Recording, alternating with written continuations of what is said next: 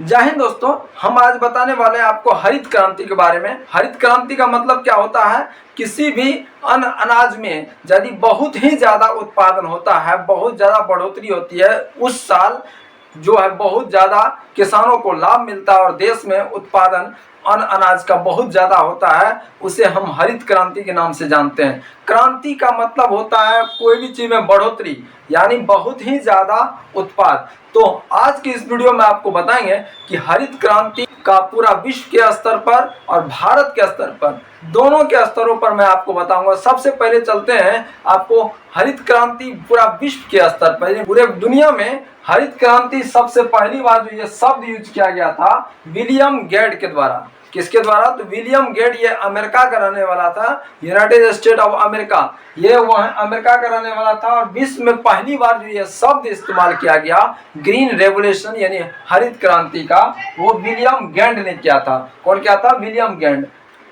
William gate ने इसका उपयोग किया था। अब पूरे विश्व में हरित क्रांति के जनक नॉर्मन बोरलॉग, जो रॉकफेलर फोर्ड फाउंडेशन के निर्देशक यानी कि डायरेक्टर थे, उन्होंने पूरा विश्व में ये चीज़ को समझाया और बताया कि हरित क्रांति क्या है और हरित क्रांति किस प्रकार से पूरा देश को उन्नति करने में, बढ़ोतरी करने में, देश की प्रगति करने में अपनी सबसे मुख्य भूमिका निभाती है। और उसके बाद यदि हम भारत का बात करें तो भारत में हरित क्रांति के जनक एम.एस. स्वामीनाथन को कहा जाता है। इसे एम.एस. स्वामीनाथन, ये भारत में 1960 के दशक में भारत में हरित क्रांति हुआ था। भारत में सबसे पहली बार हरित क्रांति कब हुआ? 1960 के दशक में। 1966 और 67 मेन रूप से यदि देखें तो 1966 और 67 में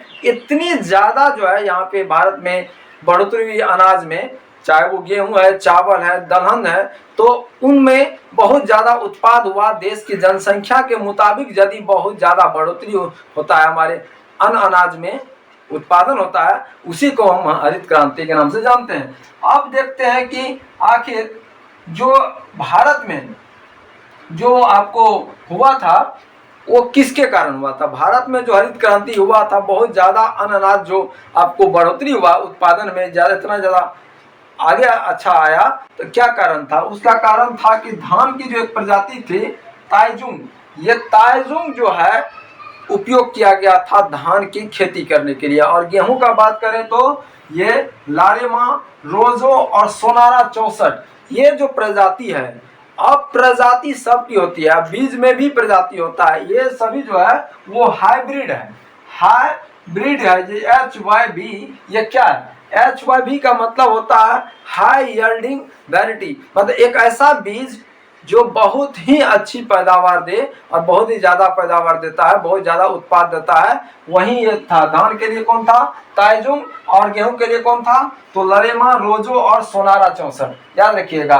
तो धान के लिए ताइजुंग और गेहूं के लिए लरेमा, रोजो और सोनारा 64, ये प्रजाति है गेहूं का। अब बात करते हैं कि आखिर क्या क्या उपलब्धि रहा भारत में। तो उपलब्धि जो है 1966-67 में तो रहा ही, तो हम तुलना करेंगे 1966 और 67 और 2001, जो कि दोनों में बहुत ही ज़्यादा आपको उपलब्धि देखने को मिलेगा हरित क्रांति के क्षेत्र में। तो 2001 का यदि बात करें तो 175% ज़्यादा हुआ था, वृद्धि हुई थी 1966-67 के तुलना में। अब बात करें तो गेहूं का सिर्फ बात करें 175% जो हम बोले थे, ये 2000 और 2001 के बीच 175, ये ओवरऑल है, यानी कि पूरा तिलहन, गेहूं, चावल सब पर। और गेहूं का अकेला बात करें तो 2001 में 562% था, जो कि 6 गुना ज़्यादा था पहले के उत्पाद से। अब समझ सकते हैं कि हरित क्रांति किसे कहते हैं। अब बढ़ोतरी इतना ज़्यादा हुआ, तो जिस साल बढ़ोतरी ज़्यादा होगा तो निश्चित रूप से उस देश का जो जनसंख्या है अच्छे ढंग से भरण पोषण कर पाएंगे और देश में किसी तरह का भूखमरी और देश प्रगति विकासशील और विकसित होने के लिए ये बहुत ही ज़्यादा मदद करता है। क्योंकि कहा जाता है घर में या देश में यदि लोग भूखे नहीं रहे और यदि भरण पोषण होता रहे तो निश्चित रूप से वो दूसरों चीज पर फोकस करेगा, जैसे कि इंफ्रास्ट्रक्चर डेवलप करेगा, साथ साथ जो टर्सरी सेक्टर है जो कि सर्विस सेक्टर है, लोगों को बहुत सारी सुविधाएं देने का, तो निश्चित रूप से ये हमारा प्राइमरी सेक्टर है, प्राथमिक जो है ये क्षेत्रक है, जिसको यदि डेवलप किया जाएगा तो निश्चित रूप से दूसरा और तीसरा यानी कि हमारे देश में इंफ्रास्ट्रक्चर को डेवलप किया जाएगा, फैक्ट्रियां बहुत सारी लगाई जाएंगी, उद्योग लगाए जाएंगे, और जब देश प्रगति करने लगेगा तो नए नए सुविधा लोगों के लिए बहुत सारे जो सर्विस है वो देखने को मिलेगा। तो 1966-67 का बात करें तो 99 लाख टन जो है ये खाद्यान्न हुआ था 1966-65-66 में, और 2000-2001 का बात करें तो ये चला गया 1 करोड़ से भी ज्यादा, 1 करोड़ टन से भी ज्यादा खाद्यान्न यानी अनाज जो है का उत्पाद हुआ भारत में।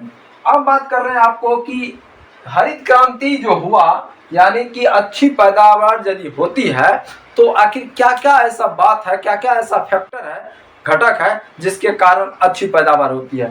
तो स्वाभाविक है, सबसे पहले तो चाहिए आपको बीज अच्छा, तो सबसे पहले आपको हाइब्रिड बीज चाहिए। दूसरा, सिंचाई की अच्छी व्यवस्था होनी चाहिए। तीसरा, जो उर्वरक है यानी कि खाद है जो मार्केट में अवेलेबल है, फर्टिलाइजर जैसे कि आपको लीजिए नाइट्रोजन, फास्फोरस, पोटासियम, कैल्शियम, जो कि पैदावार बढ़ाने में मदद करता है, उसकी उपलब्धता होनी चाहिए।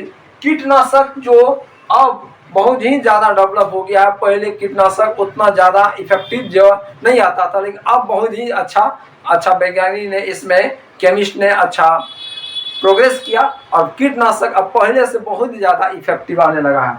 उसके बाद यदि हम बात करें तो आधुनिक उपकरण का, जैसे आप देख रहे हैं कि चाइना में देखिए बड़ा बड़ा मशीन जो है यूज करने लगा है, जो कि एक ही बार में पूरा फसल को काट देता है। और धान रोपने के लिए भी जैसे इंडिया में आप ये बात देखे होंगे हाथ से इसे रोपा जाता है, लेकिन चाइना में अभी भी जो है अब बहुत ही ज़्यादा विकसित हो गया। आप देखोगे कि वहाँ पे मशीन आ गया इसका, जो है एक ही साथ में कई जो है लाइनें जो है धान का रोपनी कर दिया जाता है। उसके बाद यदि बात करें कि आखिर भारत में ऐसा कौन कौन सा क्षेत्र है जो कि हरित क्रांति के क्षेत्र में आता है, यानी ज़्यादा पैदावार देने में, उत्पाद ज़्यादा देने में, वो है पंजाब, हरियाणा, उत्तर प्रदेश, राजस्थान, बंगाल। ये सब कुछ क्षेत्र जो हैं जो कि भारत में चावल, गेहूँ, तिलहन के लिए बहुत ही अच्छा राज्य है। इनकी मिट्टी भी इसके सहायक है और पैदावार अच्छी इसमें होती है ये सब राज्यों में। जैसे गेहूं के मामले में उत्तर प्रदेश, बंगाल जो है पश्चिम बंगाल, वो चावल के मामले में जो अच्छे अग्रणी जो है वो उत्पादक राज्य है। तो ऐसे आप समझ में आपको आ गया होगा कि